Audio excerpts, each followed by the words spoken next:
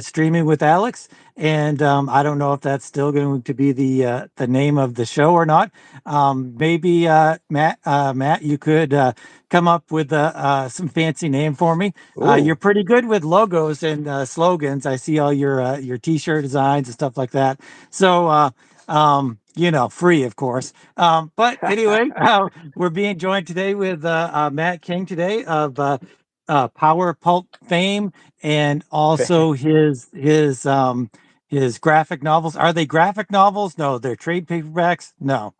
What would you Uh, call them? I guess the first one is like a graphic novel because it's one story, and the second one, the Tales to Enlighten New Testament, is a like an anthology. So I guess you would call I don't names are irrelevant, you know.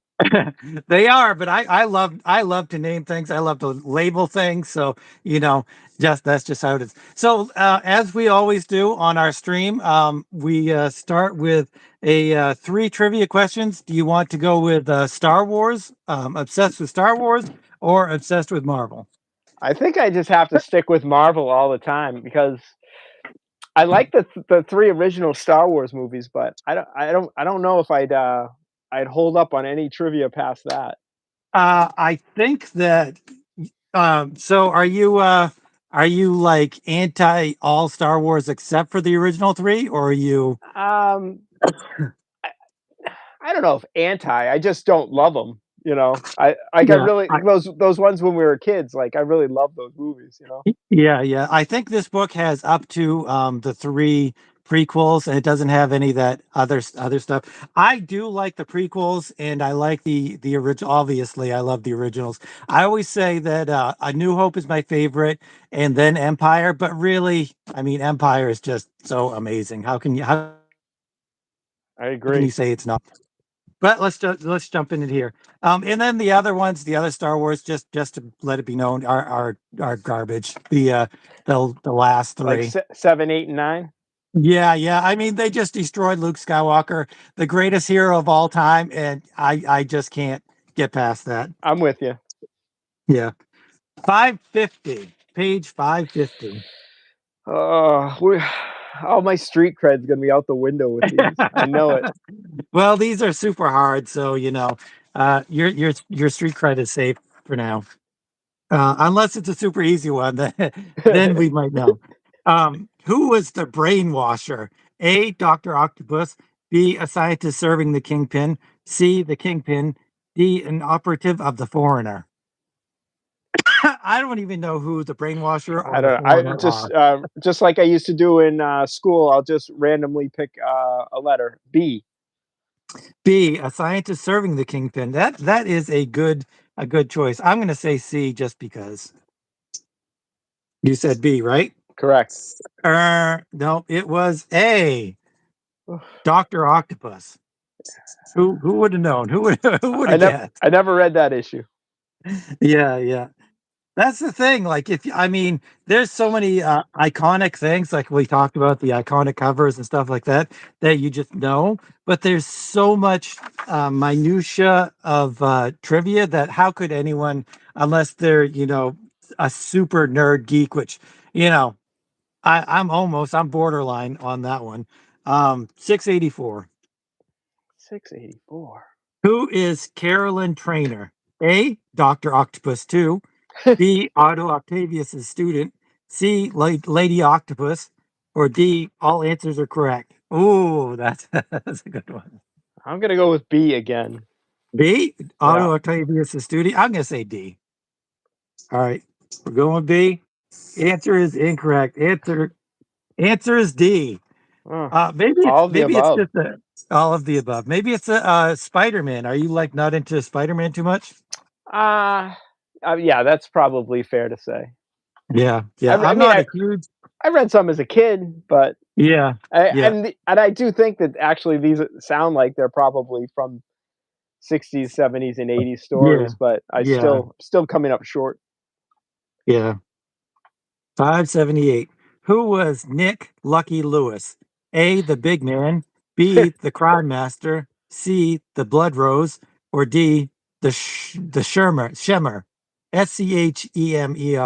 The Shemmer. Is that how you'd say that? I'm gonna go A, the big man. The big man. All right. Uh, B, B, B. I should have stuck with my See, system of going you with should have B. shouldn't have changed it up. You should have kept on keeping on. Wow. Uh, Well, that was pathetic. that's perfectly okay. I don't expect us to answer any of those correctly unless we've already got them. So, I'm going to try to draw, but while we are talking, but like I said before, it's near impossible for my brain to split into two things. Hmm. Um, so we were leaving last time on your trade paperback. Um, so I like all this week, I'm like, oh, I'm gonna ask him this. Oh, I'm gonna ask him that. Now I can't think of anything. Um, so Tales to Enlighten. Let's first get into that. Can you show me a few pages? Sure. Show us a few pages. Yeah, just give me 2 seconds. I actually don't have a book Sure, handy, but give me sure, 2 seconds. sure. Filibuster. Filibuster. So, Tales to Enlighten is his trade paperback graphic novel. I think we have to come up with a name for what is a. I think it's a trade paperback. I think if it has a certain amount of pages and it's original material, then it's a trade paperback. And if it's maybe like a graphic album, then it could be uh, a graphic novel. I'm not entirely sure what we could say with that. Filibuster completed. Right on.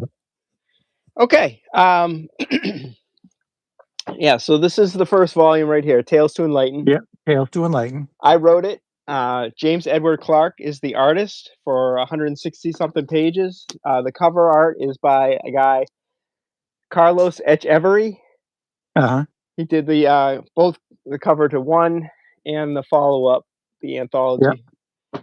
Um, so Sell it to us. yeah, I will. I'll do. Sell it to I'll us. sell it. So this is page one All right. right here. This is the story about two friends. One is the grandson of Satan. One is a reluctant murder robot. Thinly veiled son of Satan and Machine Man.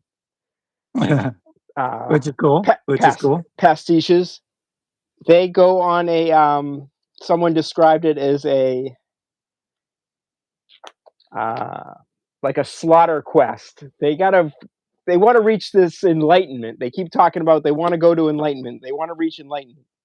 So they need to fire up Satan's misery machine, which is a piece of Kirby tech that you need 666 decapitated heads of superheroes to power. Well, that's cool. And That's awesome. that's like the first third of the book. We have like this page is like our Flash ripoff, Yeah.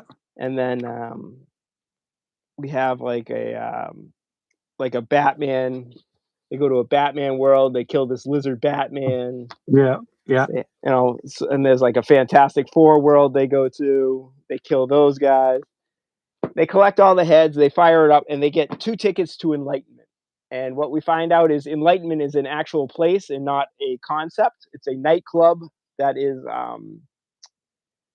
They go to the see their favorite DJ, which is this guy Megatrip, which is this cosmic being with uh, this pyramid, the all seeing eye pyramid kind of helmet on his head Yeah. right Yeah. here. Yeah.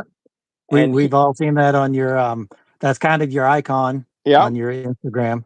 so he takes the two guys through all these different realms and dimensions and teaches them all these kind of remixed Buddhist lessons about how you don't need organized religion, but you shouldn't be a dickhead. And Right. Yeah. it all culminates in them finding out the secret identity of Megatrip, which I don't want to spoil in case anybody hasn't Yeah. read it. Yeah. Yeah. No spoilers. But Yeah, go ahead. it's fairly adult concepts of peace, love, and sexual understanding, and all that sort of stuff. So Yeah. Yeah. it's equal parts violence, Buddhism, and and try to be shocking, just to get my point across. So, Yeah, but yep. that's the first Um, book. that sounds wicked awesome, which was really kind of my lead in last time was, is it a religious thing? And I don't know if you know this or not, but I'm kind of all over Instagram as an like I'm an atheist Zen Buddhist, Hmm. which is kind of the same thing. So in my mind anyway, because like Zen is kind of, you know, you're there, you don't care about gods and all of that stuff. It's as far as I'm concerned. Um, so I'm like, I'm all over Instagram. I would say I really try not to be anti Christian, God, higher being. It's super hard as far as I'm concerned because there's so much hypocrisy and Yeah, there's so much it's stuff. the hypocrisy of the whole thing that absolutely kills it. Yeah, I have no problem with the lessons of do unto others as you would do to yourself, and yeah, yeah, don't kill, don't covet this, don't do that. That's fine, but yeah. to try to force these hypocritical morals down your throat is just too much. Yeah, yeah, especially if they try to enact them into laws, Hmm. like whenever they're like, "Oh, we're gonna put the 10 commandments in every school," and, stuff like that. I'm just like, "Oh, man, really?" No, Um, but so if you don't mind, what are you? If you do mind, that's okay. You no, can no. you can be like, I'm right there with you. I'm on the same path. So so what like would you consider yourself? I'm atheist for sure. Atheist? Yeah. Are you Buddhist at all? Like, I've read a lot of, I'm not a practicing Buddhist. Um I don't meditate. But I do read a lot. I listen to a lot of Zen podcasts. Does that count me as a Buddhist? I don't know. I've I've never watched a Buddhist podcast. There's Maybe you'll have to it's a recommend some. yeah, there's an audio podcast, Zen Mountain Monastery out of New York. Huh. And they have like a whole, if you go to Apple, I mean, I was listening to it before my iPhone and stuff, but um, yeah, it's this monastery. They do these talks, and they record everything and they put it online for free. And I've been listening to that for, I don't know, 15 or 20 years. So, Huh. Wow. and Wow. That yeah, sounds so interesting. I'm an atheist, but I'm not like trying to burn the whole world down either. If you want to believe in God, go for it. Just don't push it on everybody. Yeah. Yeah. My thing is, I just want to be a decent person. If I can do that, that's the whole point of the book is, you don't have y- to be a dickhead. You don't need organized religion, but just don't be a dick. Yeah. Yeah. Yeah. Definitely. 100,000%.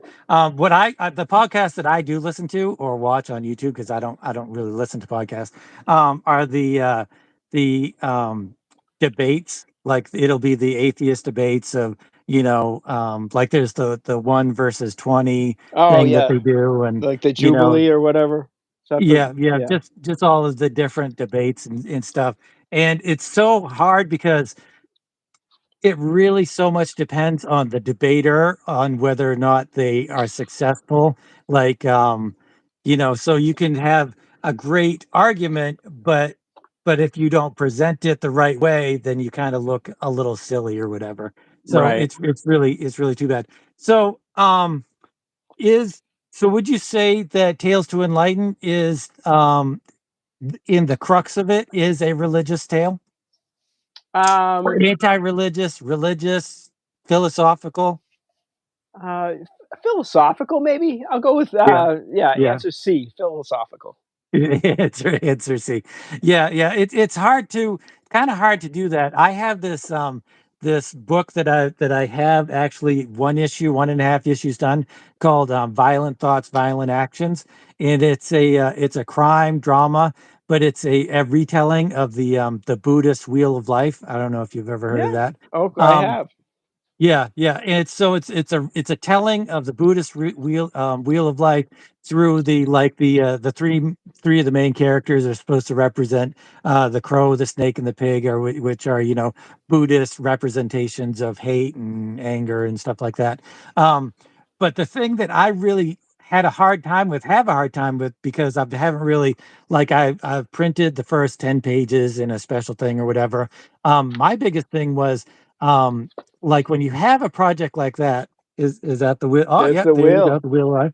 Yeah, Yeah. that's awesome. It has so much stuff in it, the wheel of life. There's just, like, so many representations and things that you could just delve into for so long. But when I'm doing, like, when I'm writing that or drawing the violent thoughts, violent actions, like, I just don't know how blatant to be, you know? Like, if I try to get my point across, if of this philosophical thing, um, are people gonna get it, like, do you feel that way about your, Tales to Enlighten at all? Or, Oh, you can I sort of. was pretty explicit with literally the main character is teaching these guys lessons, so it was Right, very yeah, straightforward that I was, teaching lessons or I was repeating yeah. lessons, um, but yeah, like this new thing I'm writing, I've been really getting into looking into stoicism a little bit, the last couple of years. So I'm basing the main character as that's kind of the new lesson in this new series. So Is it in the same universe? no, no, No? no. Though there is an issue where they will cross over if we ever get if we ever get that far. But yes, So, they're not in the same universe. No. they're not in the same, definitely not like it's a possible thing. No, it's like so in the 3rd, it's like 7 issues, 3 sets of 7 issues. It's like a 21 issue thing, and the last 7 issues, this character is growing has been growing and growing and growing for, I don't know, 50,000 years into a god, and he goes to all these different, he'll visit the Egyptian gods, Kirby's New Gods, a That's pastiche cool. of Yeah. the Tales to Enlighten gods, Asgard. He goes and sees all these gods, so it will cross over. So I don't know. I guess you could consider it in the same, but that's the only one whole issue will be crossed over with this character, the Buddhist lesson. So Yeah. um, AMIT B777 says love from Bangladesh. oh, right So on. that's cool. Um, so what's your process? That's kind of one of the things I was thinking. Like, you last time you showed the cards to me. Hmm. Do you start out with cards, or do you, write a script out and then you put different things on the cards? What? So my process is basically to try to store everything in my head until I realize I'm forgetting things, Yep, and yep. I've been there. then I start scribbling stuff down, start making documents, and then I procrastinate so long that I don't remember what the cards mean, and I don't know what the documents mean. So Yep, yep, I've um, been there. it's there's no clear cut method that but I definitely don't start with the script first. It's like I try to assemble all the jigsaw puzzle pieces, in documents and scraps of paper, note You're cards, right, and then I try right. to bring it all together and try to synthesize that down into a script, an outline, and then a script. Um, so how did you present your, Tales to Enlighten to the artists that you were working with? Did you eventually write a script after you got all the cards and all the things ready? Right. So I sort of on that project, I sort of bamboozled James, the artist. I was getting commissions from him. He was on Tumblr. This is before I was on Instagram and stuff. And I would get commissions from him, and he would always do like these wild. I say do a commission of Flavor Flav with Doc Octopus arms or something, and he would, do all Right. these crazy commissions. And then he posted on his Tumblr that he was doing like a 6-page or 8-page zine for somebody that was paying him to do um, like a little story. And I was thinking to myself, I was like, man, I should, instead of spending money on these one art, single page art pieces, Yeah, yeah. why don't we put together a comic? And I told him it was going to be like a single issue, like a 24 or 30-page issue, and it was basically I set out to just do like the ultimate bootleg, which was the first third of the graphic novel. Yep. And I just kept thinking about how, I kind of came up with the title almost first from, Tales of, Tales to Astonish, Tales of Suspense kind of stuff. And I just kept thinking about it, and I kept expanding the story and kept expanding the story. And at the time, he was fine with, I was paying a page rate, so he just kept drawing. He just kept going. Yeah. Yeah, So, that's and awesome. so in other words, I didn't give him a 160-page script to start with. I gave Right. him the first, maybe the first 8 or 10 pages, which is like the first chapter in the book, Yeah. which Yeah. was like when they go to the Batman world, which is a coked up lizard, Dark Knight character, Right, and right. like a gimp Robin. And then I was like, okay, now we're gonna go to the Fantastic Four world, and I wrote out those pages. And then I was like, okay, now we're gonna now I'll try to hit like all, the Daredevil character and Black Bolt and this, and try to hit all these characters. And so I would just keep giving them chunks. Yeah, yeah. Had you formulated the whole overarching story yet, or were W- you just going? No, I kind of wrote it as I went. Yeah, You yeah. know, Very Mobius-esque, like which is kind of what I do, where I'll just like I don't write scripts or anything for my art. I'll just do right? the drawing and do as it's formulating in my head, What? which is kind of like you, where you were saying that you just formulate it in your head until you're like, oh, I have to do something. Right. I have to write this down or something. I did have a sense of like the big plot points, like the spoiler of who the DJ was in the final act. It was just everything from when they get to enlightenment, they get to the nightclub to the big battle at the end. All those in between pages are all like Buddhist lessons that I've been like, listening to all these podcasts and reading these books and making all these notes and trying to figure out exactly what I wanted to say.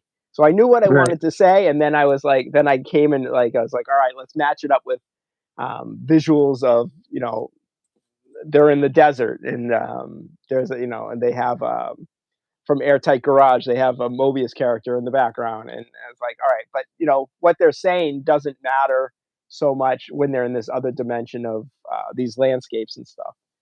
So, I knew the broad points, but I was definitely didn't have it all written out when I gave it to him. Certainly not. Right, right. Are you is it completely done, both of them? Like, the second one is a continuation of the first, right? The second one I call is sequels, prequels, side stories, and spin-offs. Right. It's all stories that have to do with the characters that are introduced in the first volume. And so yeah, those are all done. I do have a third story that's all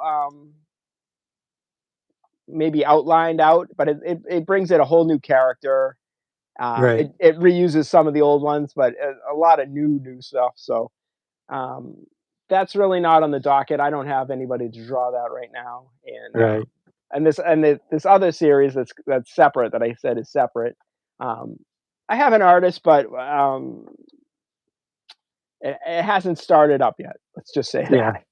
yeah. So that leads kind of into another thing is like you you paid the for the 2 books, right? You paid the artist to do the work. Yeah. Um, how are Have you had any interaction with other artists that you wouldn't have to pay them, especially now that you're doing the Power Pulp thing and you've got a little bit of power and stuff? Have you thought about like Well, they um say absolute power, yeah, yeah, corrupts definitely. absolutely. corruption No, is fine. I I'm cool I with corruption. I feel very strongly after, I'm pretty well versed in how artists have gotten screwed over their, this Yeah, business for the entire time of his existence. So I feel strongly that if we're gonna do a 22, 23 issue run, that right. Yeah, yeah, I need to be paying somebody, and whether that yeah, just comes out of the Kickstarter money or what have you. It's like I don't really I mean, I shouldn't even say this publicly, but I don't care if I make any money doing it. I don't care right. if I get paid. As long as the artist is paid and I have a book that exists. I mean, Yeah, sure, yeah, I would love to make money, I don't enjoy climbing ladders and banging nails and stuff, but it's just not feasible. I just could not imagine that, indie comics is gonna pay the bills, you know? no. It's like that, Well, I mean, it's like that Descendants song where they say, punk rock don't pay the bills, so you're right. Yeah, yeah. I mean, there's got to be like Jim Rugg. He's paying the yeah, bills with him. yeah, I oh yeah, mean, certainly, yes. I mean, of course, he supplements, um he does like he other illustration gigs on top of it, right. and Yeah, some of these yeah, guys, I don't know if Jim has, but some of them you'll see, like Ben Mara or somebody will yep, have a cover yep. on a Criterion movie, so it's like they got illustration gigs too. Yeah, yeah, yeah. Well, yeah, Ben's are always doing, different stuff like Hmm. you said, cover albums or skateboards or whatever. I Right. love this stuff. Um, so but it's really hard. Like I don't pay my artists for random access. Um, but at the same time, I'm like fully upfront about it. I'm not like I'm like, I can't pay you. It But they're also going through it. you're also not dictating what you wanna see in random access That's too. true. That's true. You're giving the artist free rein to bring their own stories to you. That's true. It's you're not saying, "Hey, can you tell my 23 issue story That's true. and draw it for That's free true and too. draw it for free?" Right, right. That is definitely true. That's a big thing. You're almost providing like a service, That's what I'm hoping. That's what I'm hoping that artists will feel like that they're maybe getting exposure and stuff like that. So, and like we're kind of at the bottom. So if you kind of grow up, with each other or with the thing and get that exposure, maybe that will lead to other things, which I kind of think maybe they have. Um, so Yeah. So one of the things though that I've kind of pushed onto, because I've met a few writers that aren't artists, I kind of pushed onto them is that coloring. Have you ever thought of doing coloring? Because if you go to an artist and you're like, I want you to write this, but you throw in, oh, I could color it, then that might sweeten the pot a little bit.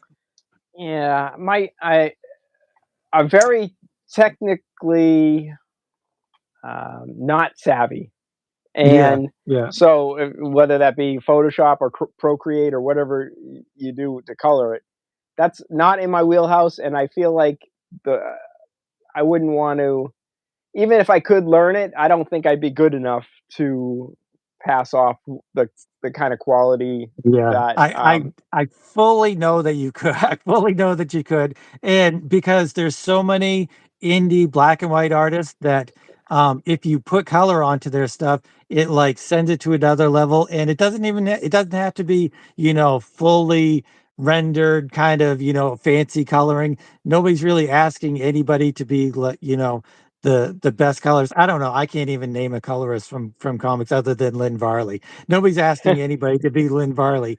Um, but even a flat color, it's kind of like the Coates brothers. Don't they do that? Doesn't one of them yeah, color?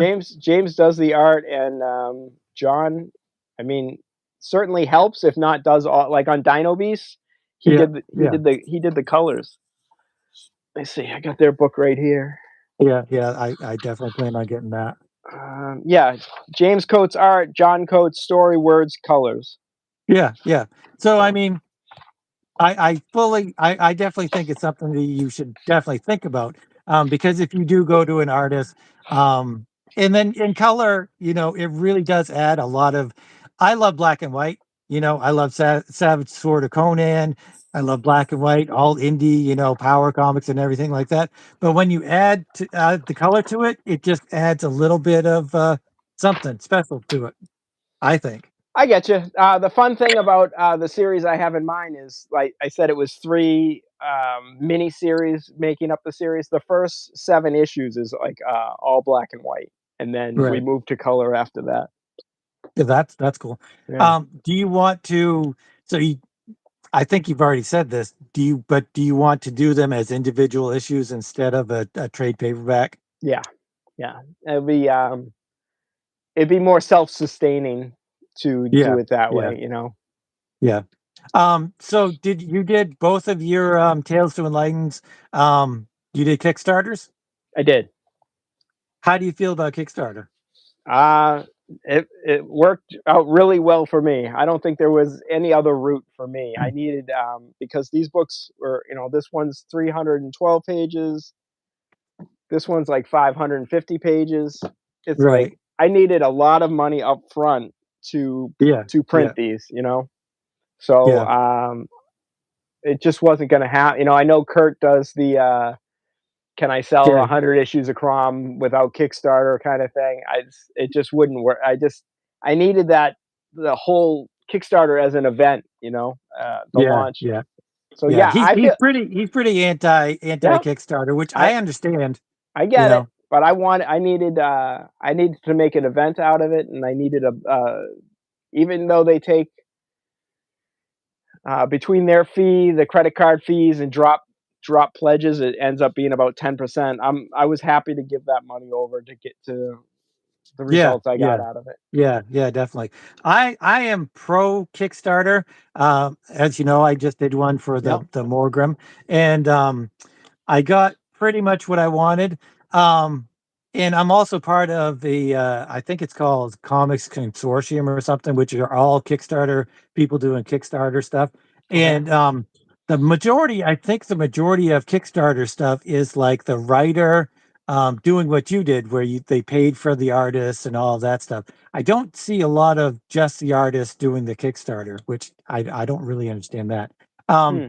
but I kinda do. But it's a stressful process. Were you stressed at all doing it? Oh, yeah. Yeah, I was definitely stressed, trying to make the perfect, lay out the perfect page. Yeah, yeah, Um, but, the first one funded in like 24 hours or 36 hours or something, or 12 mhm, hours. I forget what it was, right away. So that felt good. This, and I, yeah, but yeah, I also set the goal really low. I set the goal of the first one, um, where if I had to order just 100 books or something, it would cover it. yeah, yeah, The second one, I boosted the goal way up because I wanted to print, a certain number to get the price break, and right. that one took a while to get to, but we got there. You must have been every day. Were you looking every day? Because I was Yeah, like, every couple hours, I'm like, "Did I get another backer? Did I get another I backer?" know it's so disappointing because all the backers you get are in that first couple days and the last day, and it's like Yeah, everything in yeah, between they call the dead zone for a reason. yeah, yeah. Did you do a lot of, podcasts and stuff Oh like yeah, that, yep, promoting it? yes, I did. How many do you think you did? Um, I don't know, like maybe 5 or 6 each time. Yeah, yeah. Do you think that because like we were saying before, what I was saying is that it's kind of a small community of, Yeah, people that are into that kind of stuff. Do yeah. you think that all of the podcasts reach the same people, or do you think it's like kind of there were enough? There's definitely some overlap just judging by what I listen to. Right, I'll right. see the somebody having a Kickstarter. I'll see them on multiple podcasts, Yeah, that yeah, I watch or listen to. So I'm sure there's certainly some overlap, but every once in a while, you're not always saying the exact same thing, so you're able to. It's not always like so. It won't be so boring. Like I won't yeah, have to yeah, tell like my whole backstory on every, and just different people ask different things. So, yeah, yeah, yeah, but there's definitely. definitely a lot of overlap. Yeah, yeah, there's overlap, but, I also found that, like, I did my Kickstarter and I put out this survey or whatever. And the only thing I could think of was, I was thinking, oh, I'm going to do the survey and I'm going to ask all these awesome questions and blah. And then I draw a blank. And so it's like, where did you hear about me? And enough of them were like Instagram or your YouTube or Kurt's YouTube channel or, stuff like that. And also just the people that were scrolling through Kickstarter. Just, there are maybe 10% of people that are just looking at Kickstarter for something to buy, check out, or whatever. But it's all, it's the whole sum that you have all of these parts to. So I definitely think even going on a podcast that maybe doesn't have as many followers, subscribers, or whatever like that, I definitely think it's worth it because even if you get one person into it, then that's one more that you didn't have, Right. I think. It's really important. I don't know if you do this, but it's really important to build a like a mailing list Yeah. of your quote fans or readers because Yeah. because with the way the algorithms are set up, they might people might follow you on Instagram and never see what you're posting. But if you have a mailing list, you can get that right into their inbox. It's like sure they might not open it or delete it or whatever, but there's a better chance they're going to see it if you put it directly in their inbox than anywhere else. So Yeah. I always tell people when they're like, "Oh, I'm gonna put this out on Kickstarter." I'm like, "Listen, this whole thing starts a year before you launch. You have to build up your reader base with Right. teases or interactions long before that. It's like Kickstarter is like the vet. If you're a band, you're like a little indie band. It's like Kickstarter is the club. People aren't just Yeah. showing up at the Yeah. club to see and hope that somebody good is there. They're going to see the band. Yeah. It's your fans that are got to be there. So you have to like cultivate that and build that sort of audience ahead of time. It's like Yeah. when people Yeah. ask me for advice, they're like, "Oh, I'm okay. I'll do that now." It's like, yeah, but you said you're going to launch in a month. Like, you need to be doing this all the time. And I'm sort of a hypocrite because I've really let my newsletter lapse. But I'd like to. I was thinking I want to do a new one because the artist of this, James Edward Clark, he's got a brand new book in stores today. Um, Florida. Oh God, it's a real convoluted name. It's like Florida Hippopotamus Cocaine Massacre is the name of his book from Mad Cave, and it's like a 4 or 5 issue series, I think. But the first issue was in stores today, so I wanted to at least I had something to say in the newsletter and kind of like throw it out there that he's got a new book. So Yeah. I gotta do that tomorrow. I think I don't have time Yeah. today. Yeah. It's doing that. Social media is it a job for you? Like you were saying that I was asking you how you get up for doing that every day, and is it like a job? And Yeah, are are you are you like have you it's thought like I don't want to do this anymore because it's too much of a job? You know? sometimes it is. So I run the Instagram account for like on my own personal Right. account when I snap photos of books I'm reading and show a panel and Yeah. list Yeah. the credits. That's fun for me. That's Yeah. fine. Yeah. Yeah. And I you might call it doom scrolling or whatever, but I do enjoy scrolling through and seeing artists, friends of mine, what they're doing, what their work is. Like Yeah. I enjoy Yeah. that. And I Yeah. have no problem sharing that on the stories. And the same with the Power Pulp stuff. It's when I have to I gotta make all the posts for Power Pulp, and people don't give me the images I want. I gotta come up with my own Yeah. write-ups. It's like Yeah. I'm like, listen, I'm not the PR agent for 40 different. You guys have to Yeah. like give me the stuff to post. Yeah. Yeah. So Yeah. when they Well, do we're and make it easy, then I don't have a problem. But if it's yeah, yeah. Often, working with artists and other people is like wrangling cats. I mean, yeah, they're and like you were saying, everybody has their own jobs, they have their own, stuff they're doing. But at the same time, um, if they're doing what you're working on together, or then they should be, right there. But it's definitely a hard thing. But what about like when you're posting something? Do you often like post something and then post it again and then post it like 3 or 4 times or whatever? yeah, I do that. But like when Tales to Enlighten, when the Kickstarter was going on, I would post, I don't know, like 3 times a day. Yeah. I would post a panel from the book, um, and then, I mean, the caption would say, "On Kickstarter now, blah, blah, blah, link." And then, I would post, like, I did this whole series. I say I did it. My brother is a graphic designer. Hmm. He's the one that did it. Um, Oh, that's cool. and my other graphic designer friend, Travis. I would go through every time I saw a photo of celebrities reading a book, Yeah. or superheroes like reading a book, or old Right. movie stars, or even a photograph of a celebrity or cult figure with like a framed picture behind them. I would go and I would swap out whatever that framed picture was for the cover of the Yeah. book, Yeah. or the celebrities were reading Tales to Enlighten, you know. And so that was the second post every day, and then at Yeah, night I yeah, would and just you get me with those because I'm like, "Hey, that person's really reading that." Like, I'm that dude that you're aiming your thing for. so I try to make it, I have like, I don't know, 80 or 90 of those images. Yeah, So yes, I'm posting the same thing every day, but it yeah, always looks yeah. different to catch people's eyes, you know? Yeah, yeah. Yeah, that's really great that you do that. Like, when I was doing the Morgram for a month, I was like after the first 10 days, I was like, "I don't wanna do this anymore." And then even then, I, posted maybe once a day, once every other day. So I was really slack on that kinda thing.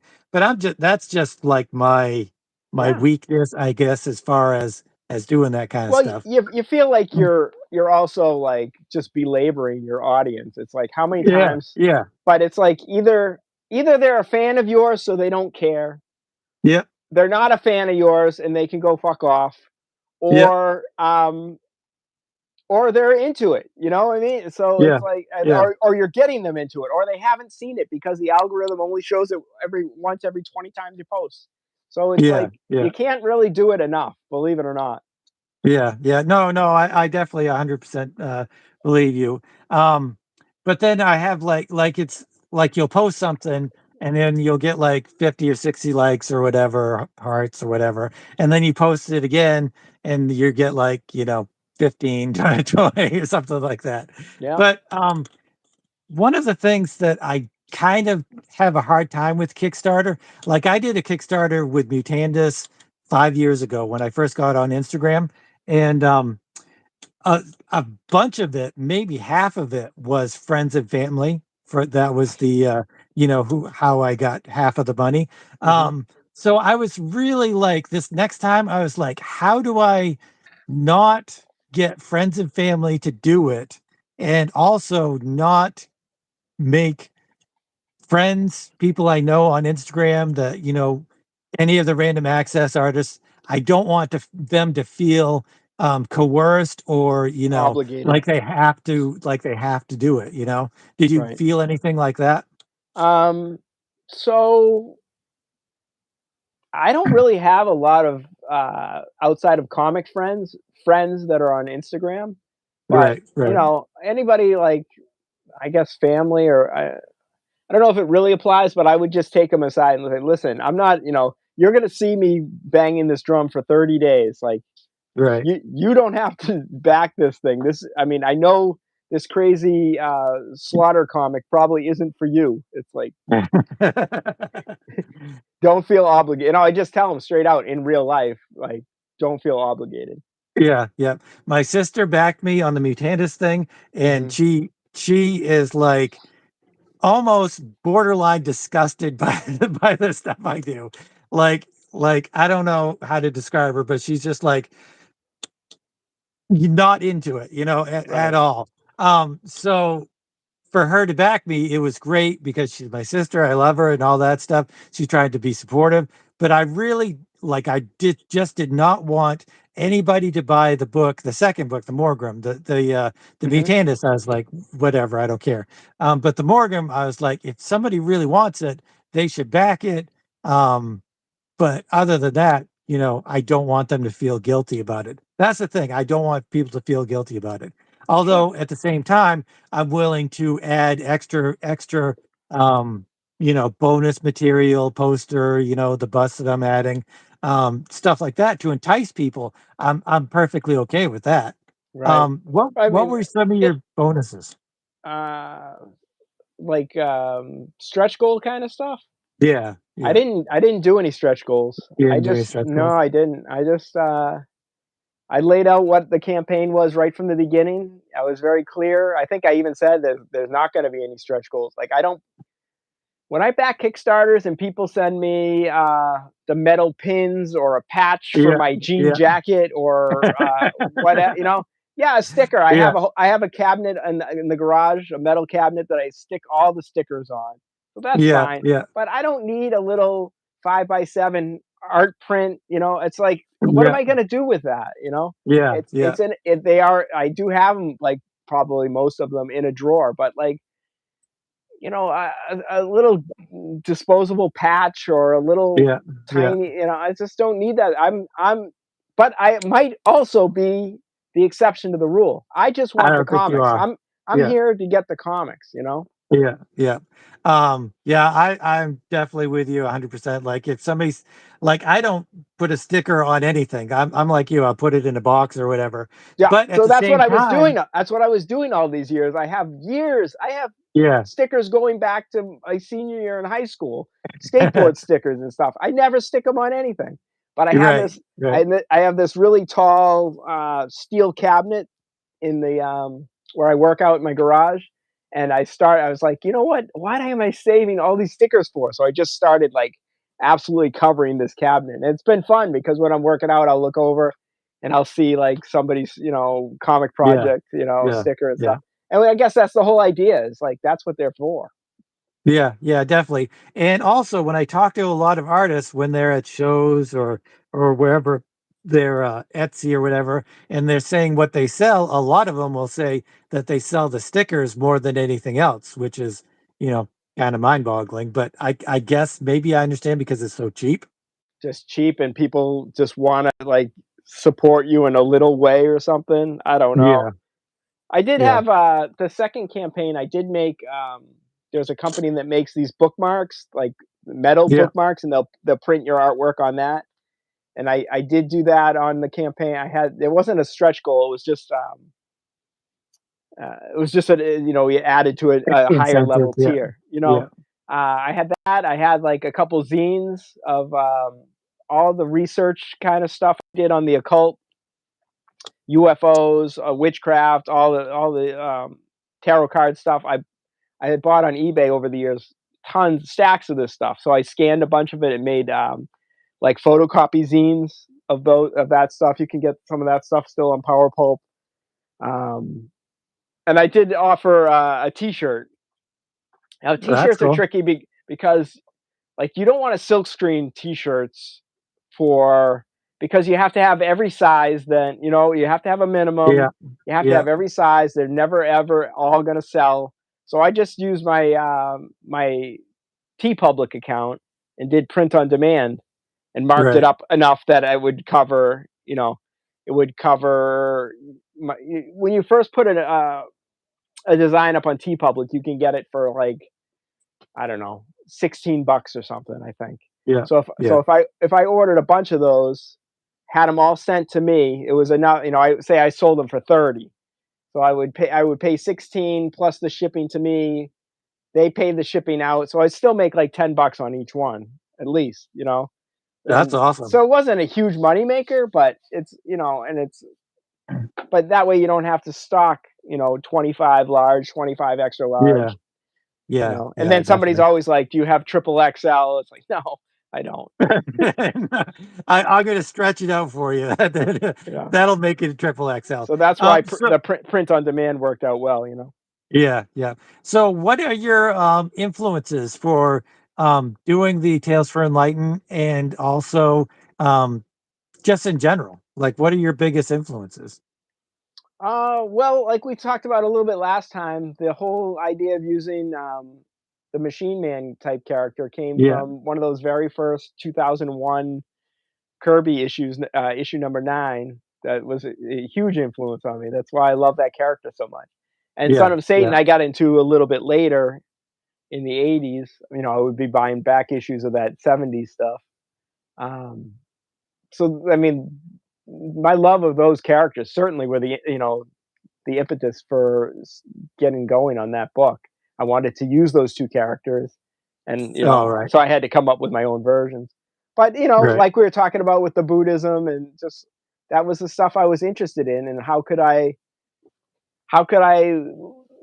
be into these super violent, like the Faust type comics, and then kung fu movies and right. Buddhism and Machine Man, and it's really just all the stuff I really love. I just dropped it in the blender and poured it back out as Tales to Enlighten. So how would you, if you were going to put a label on it, what would you call it? Oh, uh, Outlaw? There's some outlaw to it, right?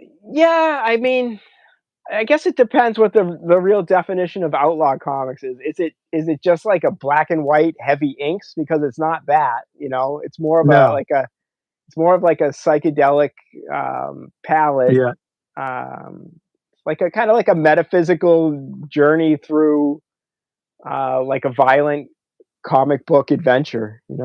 right, right. So that kind of leads me into my next question. Um, who are your what comic book writers are you into? Have you been into? Um, Favorites and whatnot. right. I mean, it's so cliche, but I mean, Grant Morrison and Alan Moore Yeah, kind of stuff yeah. are like, you know, I was so, just gonna say your stuff reminds me a lot of Grant Morrison. I He's mean, got, my stuff which is I a love. very, very, very poor man's version of that. But yes, Yeah, like those guys, as far as writers, that's the kind of stuff I would yeah, really yeah, gravitated to. Like I feel like Alan Moore's. I pulled some books out.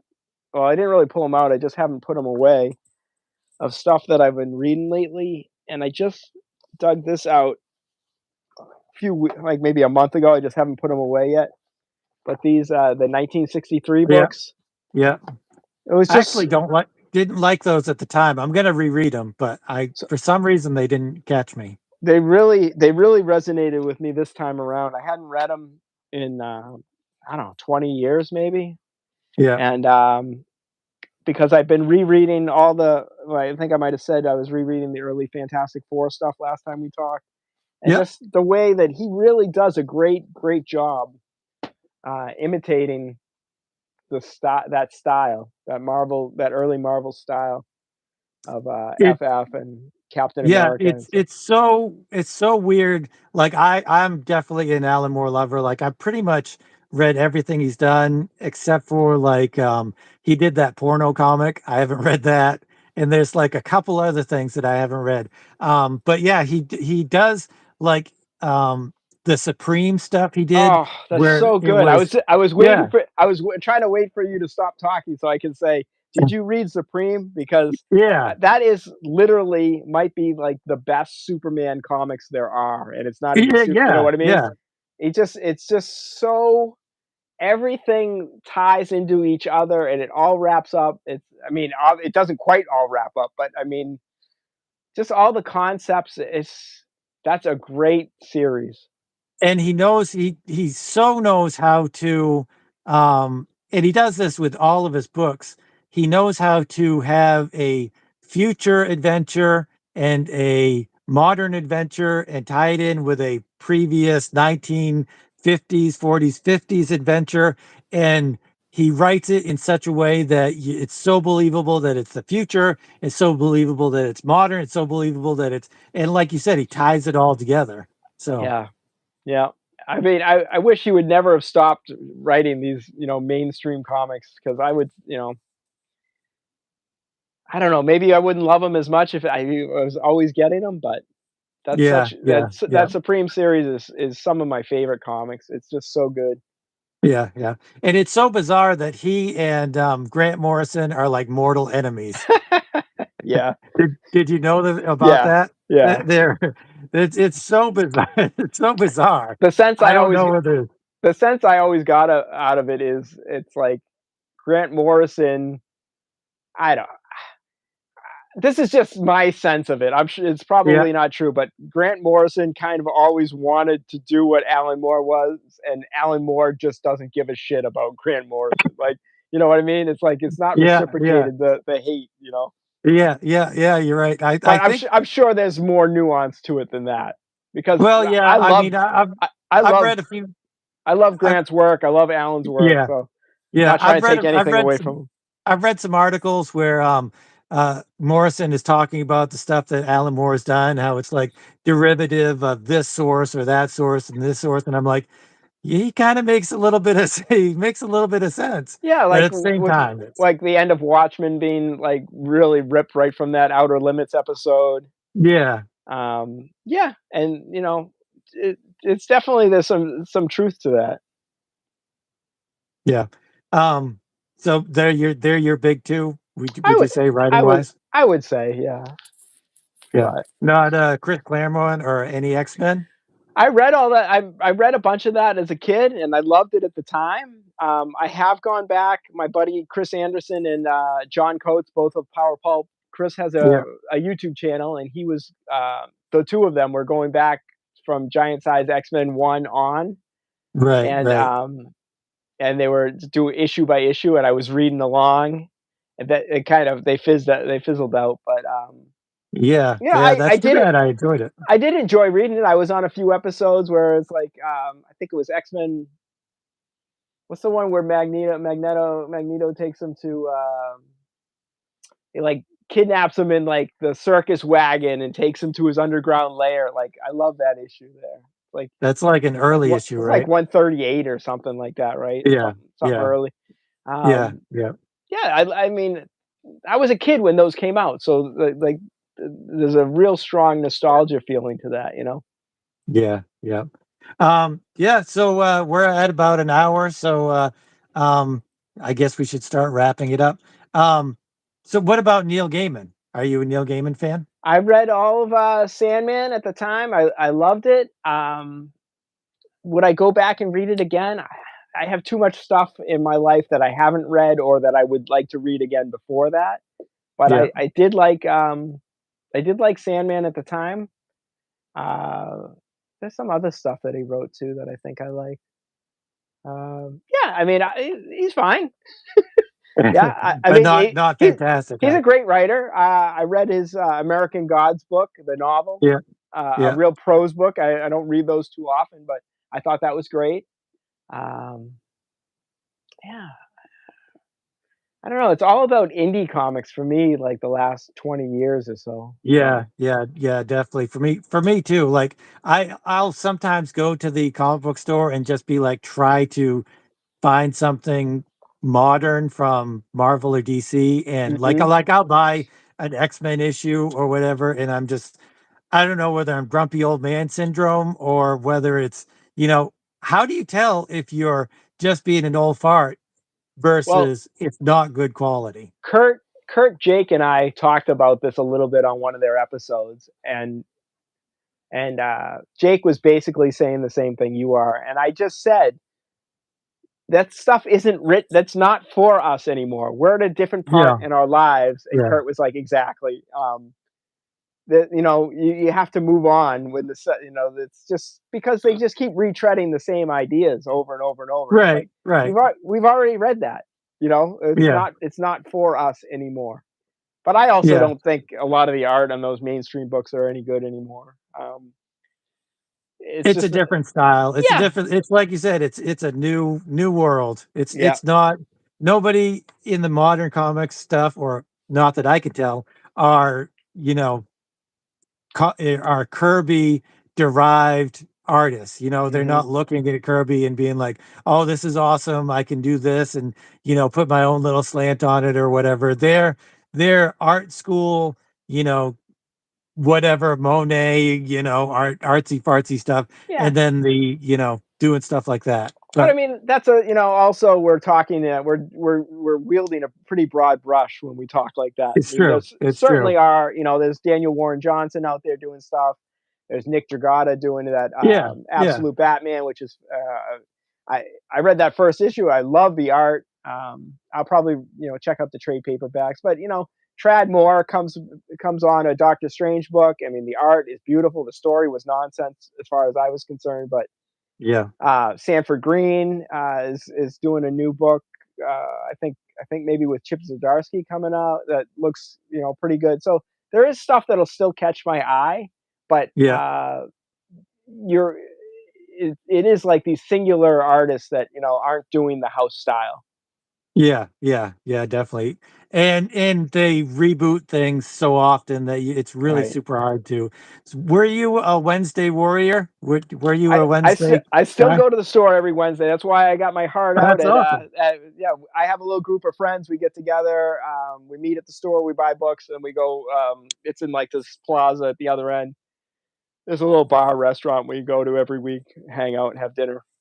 That's awesome. Yeah, it's Um, it's it's fun. Like this week, I'm picking up. There's a book from Dark Horse called American Caper that has art from David Lapham and Chris oh Anderson yeah, does like a nice. bunch of the heavy lifting. That's a fun book. Like I said, James Edward Clark has that Florida hippopotamus cocaine massacre book that comes out today, so I'll be That getting sounds that. awesome. But it's only like a book, book here or there, unless I'm ordering something from like Living the Line, or Right, right. it's something more specialty. As far as monthly comics, it's pretty rare. Yeah, yeah.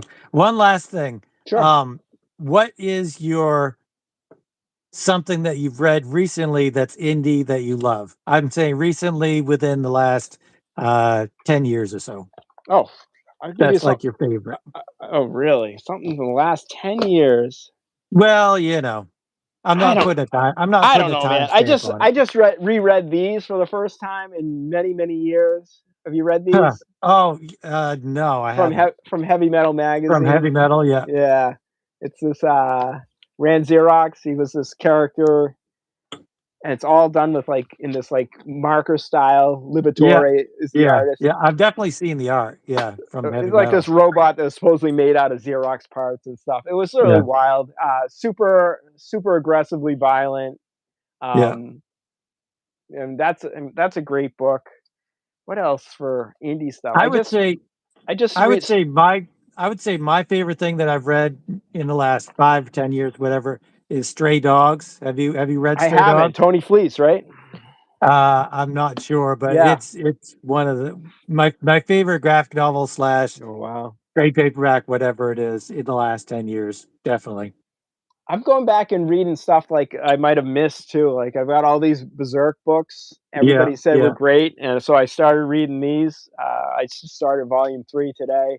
Really I'm good too stuff. poor for those. Those are some expensive books. I know. I know. I got a pretty good discount at the local comic shop, so Yeah, yeah, I that's cool. was picking them up there. But you're right. This is here. I'll do a quick pan over here. The shelves. It'll definitely wipe you out if you let it. Yeah. Yeah, that's a lot of trade paperbacks and stuff. Yeah. And then this is my wall of short boxes here. Yeah, that's awesome. Those are very neat and organized and awesome. I just have a bunch of white cog boxes. Those Yeah, it took a long. are It took a awesome. long time to get there. I I bet. did it last winter. I built these. I built these shelves, and um, I collaged every bit of the wood. Wow, that's awesome. Built, and then so I painted them all, then collaged them all, put them all together. Like you'll have to use a sawzall to get them out of here. But That's I bought awesome. all these Marvel black boxes, short boxes, and yeah, it was quite a project, but it kept me busy. In the winter, I don't work a lot, so I try to keep Yeah, busy. yeah. All right, cool. So it's been great having you on here again. And anytime you want to come back, this is an open invitation anytime. Well, any Wednesday that I'm not working, I'm happy to join you. Awesome. I feel So, like I feel like I should come up with some questions for you next time. I feel like uh, you're doing all the heavy lifting.